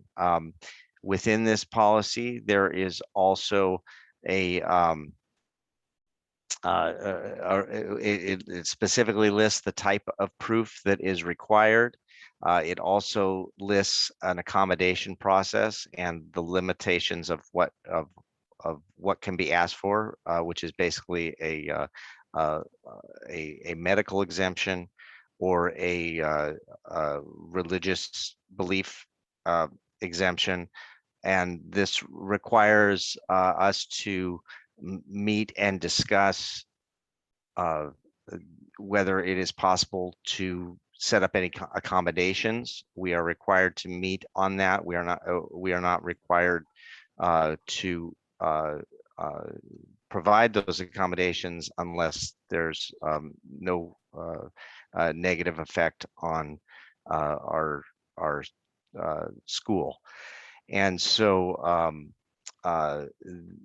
there is still a requirement for COVID testing for all employees, whether they've been vaccinated or not, and some basic language of non-discrimination. And we would be sending this to our staff that they have seen this. We've already shared this with our staff in draft form, and we will be pushing this out again and getting the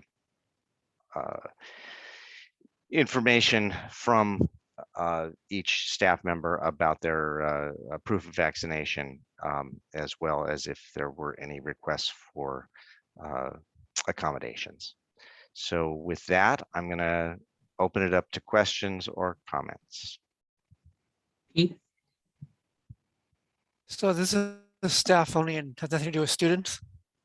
It is. It does not have anything to do with students, although that has already now been pushed out also by LAUSD. So expect to see something in the future related to that, probably in October.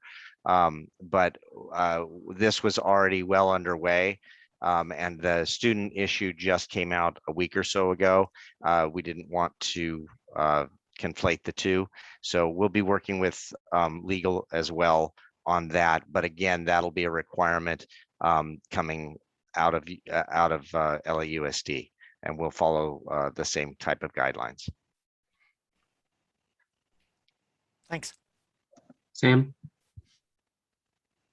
Just a question to confirm that once this goes into force, you'll be working with council to confirm that you're handling the employee sensitive data appropriately, since it's health related information. I'm sorry, I cut out a sec on that. I just want to confirm that you'll be working with council to make sure you have appropriate mechanisms to store the sensitive data that you'll be collecting from the employees to comply Yes. with the policy. Yes, we're fully following the guidelines and working with YMC, which is our main council. Great, thank you. Frank? You preempted my question about the HIPAA regulations, but I have no further question other than yours, other than Sam's. Great, then let's move on to the vote. All in favor to approve the policy for staff vaccinations? Pete? Yes. Sam? Yes, Frank? Yes, And that is a yes for me as well. Moving on to approve the board goals and activity calendar. I'd like to make a motion. Is there a second? I second. Okay, I will keep this very brief. I think a few things came up in previous meetings based on the feedback. I added a column into the document just to shine some light on, you know, the whether these items are recurring annually or if they are things that were kicked, the can was kicked down. There was also a few other modifications I made. One was based on our conversations at the board retreat about expansion, and I think a few comments about Board of Regents and things of that sort. I changed, I consolidated some of it to include a plan for facilities expansion. And I think in that plan, there can be, you know, items that specify, you know, fundraising goals and fundraising methodologies and, you know, what that means from an organizational structure as well. As far as the calendar items, that will probably become more formalized in the next few weeks. Chris and I are going to start going through trying to figure out how we can, you know, maximize the goals while staying in line with his objectives as well. But yeah, that's about it. I will open it up to comments, questions, additions, modifications, whatever you guys see fit. I'll start with Pete. Looks good. Nothing from me. Sam? thanks. I appreciate the restructuring that's been done. I think it's really helpful and it's a lot more understandable for me. So no further. All right, Frank? No comments, no questions. Okay, all in favor to approve the goals for 2021, 2022? Pete? Yes. Sam? Yes, Frank? Yes, Excellent. We're now moving on to the approval of the Power School Unified Inside Data Systems contract. I'd like to make a motion. Is there a second?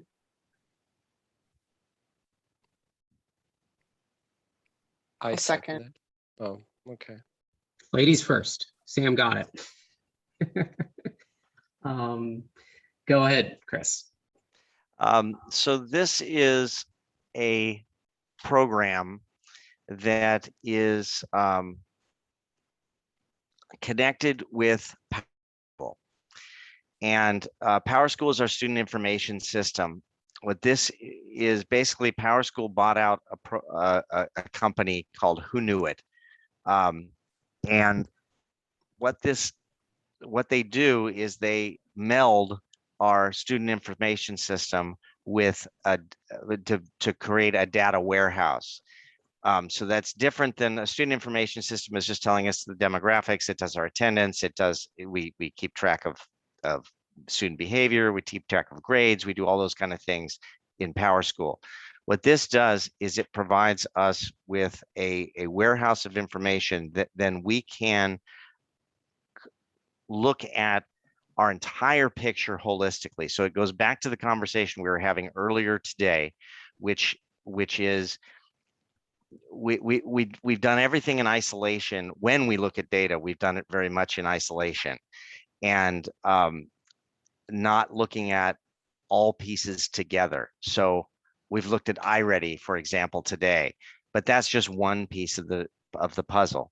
We've looked at CASP, which is a very important piece, but it's again one piece of the puzzle. And there's a lot of things that we've had information about, but really haven't delved into. I've used the A1, A2 test as an example. We've had that information for years, but we haven't really analyzed it or done anything with that information. There's also things that we haven't been collecting, which is really finding out how our kids are doing in IB. Really, we do judge them on it in our report cards. We've never really seen how kids do over time and never analyzed it.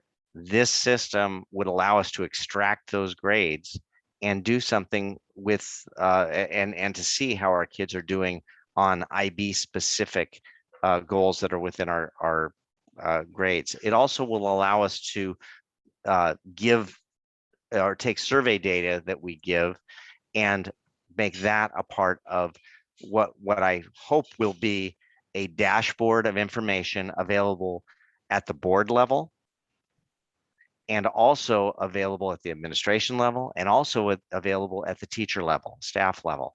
So I think it gives us an opportunity to do something we've never done before in terms of not just having data, but actually doing something with it. And I know this was the directive given to us during our WASC accreditation, where we really kind of passed with flying colors with our WASC accreditation. But the one thing they said is, yeah, you do a few things with data, but you don't really have a data culture that says this is important to us and this is our next step of what we're going to do now that we've had a chance to analyze data. So I think this is a really good next step for us. There's definitely a cost factor. It's about I was able to talk them down a little bit and bring it down about $1,500 down to the startup cost is a total of $14,900, so $15,000. And it was originally 16.5, so we got a little something. But that's startup cost. The ongoing cost would be about $6,000 a year. The part listed here, these two pieces would be the ongoing cost. This could be funded out of federal money. It certainly qualifies as something that we could use, for instance, Title I funds for, or we could use Title IV funds. We could also use ESSER II or ESSER III funds. So we have lots of different options of how we would pay for this. And I'm encouraging the board to approve it. It comes with my high recommendation. Thank you, Chris. Pete? When can we expect to start seeing some output from this? I would like to, if we get this, they told me about well, they said about 4-week turnaround, but I'm thinking the reality is about 6 weeks. We'd start being able to put together the dashboard, because there'll be a lot of there's a lot of pre-planning in making sure that they're extracting the right information so that the data we're looking at is useful. Thanks. Sam? So maybe a presentation in December might be a good one to shoot for. Sam? Is this a vendor that you're confident can deliver what you need in comparison to other vendors? Yeah, it's really what there are a number of different groups that this can be done, and they all do things in a little different way, but they all kind of do the same thing. The reason why I was particularly interested in this one is because it was a strong company already that I heard about, but the fact that PowerSchool gobbled them up means they did the market research and said, this is the one I want. And PowerSchool is the big player. They're like a 60-70% market share of student information systems. And so it will make it much more seamless for us to be able to work directly through PowerSchool because they have all the tentacles. For instance, iReady, they already have a way to meld that into the system. And CASP scores and those kind of things they're already mapped to be able to be run into the system. So yes, I'm confident. Great, thanks. No further questions. Frank, None. all in favor to approve the PowerSchool Unified Insights Data System contract? They gotta have a little, they gotta make that a little sexier to say. Pete, Yes. Sam, Yes, Frank, Yes. that is a yes for me as well. Last item on the regular agenda, the appointment of the Board of Trustees Secretary. I'm gonna take a shot in the dark. I think the last time we had this conversation, I think Sam, you and Katrin were both like, what does that entail? And, you know, does it make sense? I would have liked to have spent a little bit more time on introducing it and my vision for the position, at least for the next year, next 2 years. But Katrin is not here. So I'd like to make him, unless Pete, you want to throw your hat in the ring. That'd be no. So if it's all right with my fellow members, I would like to table this until next month. And I will also send a note to you, Sam and Katrin, when we can giving you some of my thoughts, and we can have a discussion on it in public session. Does that sound okay, Sam? that sounds great. Thank you. Okay. And if that's okay, then I would like to make a motion to table this appointment and discussion until next month. Is there a second? I'll second. All right. All in favor to table the motion? Pete, Yes. Sam, Yes, Frank? Yes. Okay. Anything to add for upcoming board meetings that we may have missed? Pete, Not that I can think of. Sam, no, nothing. Frank? No, nothing. All right. Chris, since I wasn't here at the beginning, are we having closed session? We do not have a need for closed session. All right, that's great. So then we are not going into closed session. I would like to make a motion to adjourn the meeting. Is there a second? I'll second that one. Was that Got in there quick. oysters? Should we Let's have a discussion? Let's discuss it. Oh, let's. Oh, Sam, if you were only here like 3 years ago. Oh my God, this was good. This is good. Woo. Okay, and the best part about it though is like we'd probably like go through half the agenda and then we have to cancel, like end the meeting at midnight.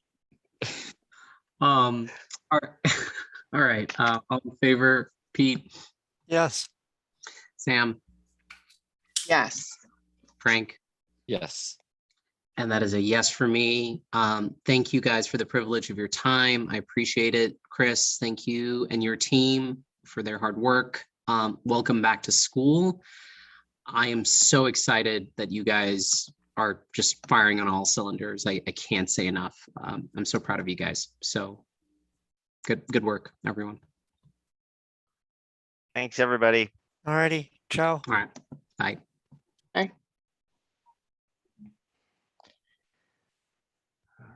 When did